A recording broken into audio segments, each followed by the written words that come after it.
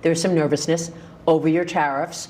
Markets have been selling off. People are not sure how to view it. But I asked you about this before, and I know you told me when I asked you, I said, you did use MCA. You put this together. Yeah. And yet then you come back and you change it up with these tariffs. And you said to me at that time, I did it because I can. The painful, unnecessary, and inconsistent Trump trade war with our three biggest trading partners has devastated both the stock market and American consumer confidence. And it's gotten so bad that even MAGA Fox News host Maria Bartiromo confronted Donald Trump on live TV to his face about the economic uncertainty that his policies and threats have created. But before we unpack all that, if you end up liking this video and you want to support the channel, please be sure to hit the like, subscribe, and alert bells before you go. All right, friends, you know it's bad when Maria Bartiromo, who is about as devout a Trump loyalist that Fox News employs, rivaled only perhaps by Sean Hannity and maybe Jeanine Pirro, the fact that she chose to confront Trump about this shows you how bad it really is for people who pay attention to the economy. So we're going to play this clip and unpack it together, but this is from an interview, I believe just this morning, between Trump and Bartiromo. You spoke to the president of Mexico today. I want to talk about tariffs because even as you're seeing this optimism and excitement, there's some nervousness over your tariffs. Markets have been selling off. People are not sure how to view it. Why did you roll back or put a pause into some of the tariffs until April 2nd? Because I wanted to help Mexico and Canada to a certain extent.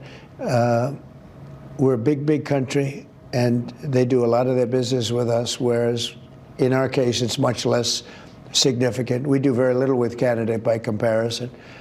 And I wanted to help the American car makers until April 2nd. April 2nd, it becomes all reciprocal. What they charge us, we charge them. It's a big deal. So this is, before we go on, just again, note how dishonest, how much bullshit this is. Trump triggered this trade war. It's not like Canada and Mexico imposed tariffs on the United States and then Trump simply retaliated. No, Trump unilaterally made the decision to saber rattle, threaten Mexico and Canada, our two biggest trading partners, and then he imposed tariffs. Canada responded with imposing their own reciprocal tariffs of 25%.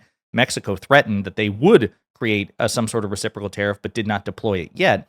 So Trump is trying to clean up a mess that he himself created. All right, it's almost like saying, you know, why did you knock over this glass of milk in the kitchen on purpose, but then after watching it, you know, spread across the counter and then drip on the floor for a day, did you then decide to take a paper towel and start wiping some of it up?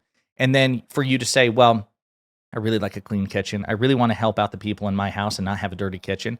Well, wait a minute. You created the dirty kitchen in the first place, not by accident, on purpose, deliberately, and then you watch it unfold for 24 hours, and now you want bonus points and you want us to believe that this is an act of magnanimity and charity towards our northern and southern neighbors? Total bullshit. The real reason is Trump imposed these tariffs and I guess had it in his head that the markets wouldn't react as viscerally as they did and that the private sector would support him no matter what. He got backlash and then started to walk back these tariffs because he was losing the trade war. But what they charge us, we charge them. But this is short term, and I felt that for the good of the American car makers and the MCA, you know, the USMCA, that's Mexico, Canada. I thought it would be a fair thing to do, and so I gave them a little bit of a break for this short period of time. But I asked you about... Again, the whiplash here, the inconsistency, the hypocrisy, and MAGA, I should note, MAGA doesn't care. MAGA does not care. Trump can say one thing on Monday, completely contradict himself on Tuesday, and MAGA will pretend that the contradiction either doesn't exist or it's part of a 4D chess move. And we'll go back to what Maria Bartiromo has to say, but note now that Trump is defending the USMCA, the trade agreement that he signed into law in 2020. But he spent the past several months and the entirety of the 2024 presidential campaign shit-talking that deal, saying, oh, Mexico and Canada are taking advantage of us. Well, we all commented, well, it was your deal. You created it. So if that's true, which it's not, but if that's true, then that's a reflection of your stupidity because you created the deal in the terms in the first place. And now he's actually retreating to it. Well, I want to honor the USMCA. What? This is insane. A bit of a break for this short period of time. But I asked you about this before, and I know you told me when I asked you, I said, you did use MCA. You put this together. Yeah. And yet then you come back and you change it up with these tariffs, and you said to me at that time, I did it because I can. I put an amendment in there, and I said in 6 years I can change it. But I think CEOs want to see predictability. They say, look, I have to speak with shareholders. I've got to make plans for CapEx spending. I can't if it's 20% one day and then it's off for a month and it's 25%. Yeah. So can you give us a sense of whether or not we are going to get clarity for the business community? Well, I think so. But, you know, again, I just want to say kudos to Bartiromo, who, again, is a MAGA Fox News host. She's not simply a news host or a Fox News host, right? She's not like even Brett Baer or Neil Cavuto, who actually departed the network. He was, I suspect he was probably pushed out because of the backlash, but he left the network. This is a MAGA loyalist here. And Bartiromo is interesting because, with the possible exception, Laura Ingraham sometimes will push back. Again, pretty stunning. Bartiromo is the one MAGA Fox News host on Fox who will occasionally push back on Trump and get away with it, right? Notice how she has not aroused his ire there. But she points out the contradiction. We talked about this before. I had to remind you, you were the one who did the USMCA deal. You shit-talked the deal. And then you said, well, I can do it because I wrote in an amendment which says I can shit-talk the deal and try to renegotiate it. But markets and consumers and investors are looking for clarity, man. They're looking for clarity. They're not looking for this inconsistent bullshit. Do you have any clarity to offer? well, I think so. But, you know, the tariffs could go up as time goes by, and they may go up. And, you know, I don't know if it's predictability. I think so that's not clarity. No, I think that they say that. You know, it sounds good to say. But for years, the global...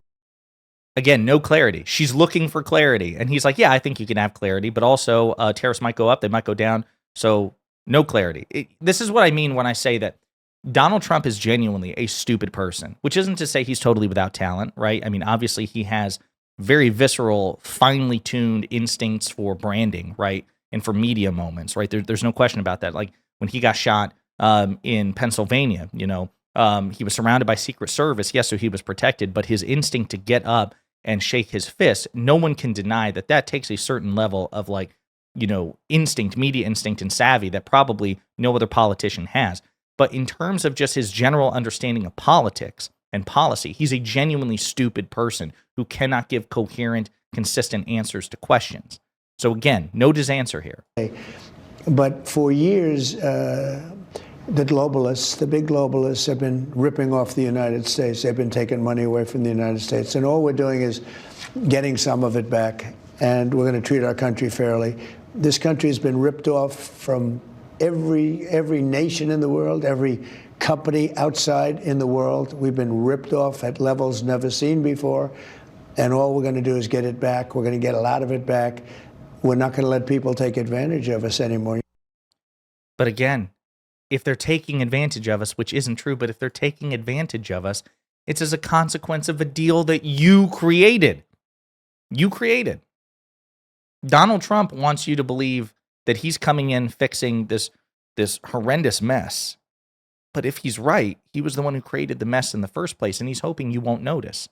And clearly, Maria Bartiromo is smart enough to notice because she reminded him even here, you created the deal. But of course, even though she's smart enough to recognize that, and also, I guess, has enough of a backbone to occasionally, you know, seek clarity. And note that she's not trying to get him in a gotcha. I think Maria Bartiromo is a Trump loyalist who also wants Trump and the markets to succeed. She wants the economy to do well, especially under Trump, knowing that Trump and the Republicans will get the credit for it. She also doesn't want to piss off her viewers who are Trump loyalists. So she wants to have her cake and eat it too. And she knows if the economy struggles as a consequence of what Donald Trump has done, his approval rating is going to decline. It's going to make Fox's job a lot harder to try to sing Trump's praises when the stock market is crashing, when consumer confidence is crashing, when inflation is skyrocketing under Trump. It's going to make that job harder. So she's, in a roundabout way, she's asking him these questions to try to help him and put it in his brain. You dumbass, don't start threatening these tariffs. Don't start a trade war. Don't be inconsistent when investors and businesses are telling you to be consistent, urging you to be consistent. And he won't take yes for an answer. And instead, he just gives these wildly incoherent answers. So she'll never tell the truth in the sense that, yeah, Donald Trump made this mess. He was the one who signed the deal that he's now complaining about, which means it's a bad deal. It's his fault, which means he should take the blame for it. It's his fault. And also what he's doing to try to correct this mess isn't helping. So he should get blamed for that. She'll never go that far. She'll never show that level of integrity.